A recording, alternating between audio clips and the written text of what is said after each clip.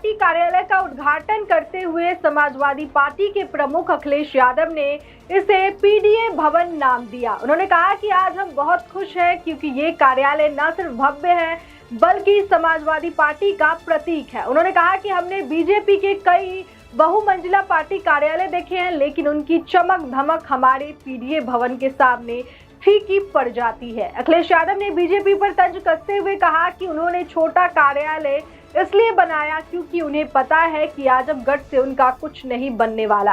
उन्होंने कहा कि मेरा जीवन का एक चौथा हिस्सा आजमगढ़ में गुजरा है। राजनीति में उतार चढ़ाव आते रहते हैं। पूर्व मुख्यमंत्री ने योगी सरकार पर हमला बोलते हुए कहा कि मुख्यमंत्री योगी हमारे रिश्ते डी कंपनी से बताते हैं, लेकिन सच ये है कि वे डी से डरते हैं। डी से दिल्ली और डिप्टी सीएम भी घबराते हैं। अखिलेश यादव ने आजमगढ़ की जनता का आभार जताते हुए कहा कि यहाँ का प्यार और सम्मान हमें कम ही जिले में मिलता है। उन्होंने कहा कि सामाजिक न्याय की स्थापना ही पीडीए परिवार को सम्मान दिलाएगी। उन्होंने बताया कि कई साथियों ने सुझाव दिया था कि इस पार्टी कार्यालय का नाम क्या रखा जाए, इसलिए इसे पीडीए भवन नाम दिया गया है क्योंकि पीडीए की एकता ही हमें सत्ता तक ले जाएगी। अखिलेश यादव ने आगे कहा कि अभी तक सबसे ज्यादा लोकसभा सीटें समाजवादी पार्टी ने जीती है, जो इंडिया गठबंधन और पीडीए की ताकत का प्रमाण है। इतिहास भी बताता है कि जो लोकसभा जीतता है वही विधानसभा भी जीतता है।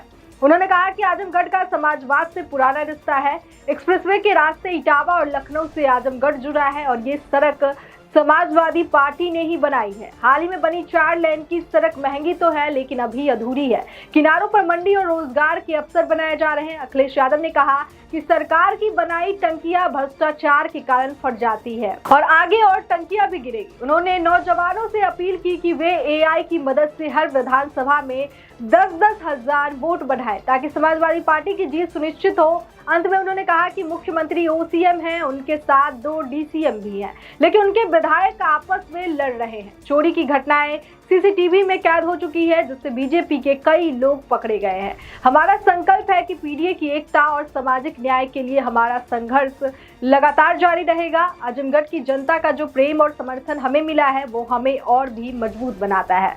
हम न केवल सत्ता पाने के लिए बल्कि अपने प्रदेश और देश को न्याय, विकास और समानता की दिशा में ले जाने के लिए प्रतिबद्ध हैं। साथ ही मिलकर हम नई उम्मीदों के साथ भविष्य की ओर बढ़ेंगे।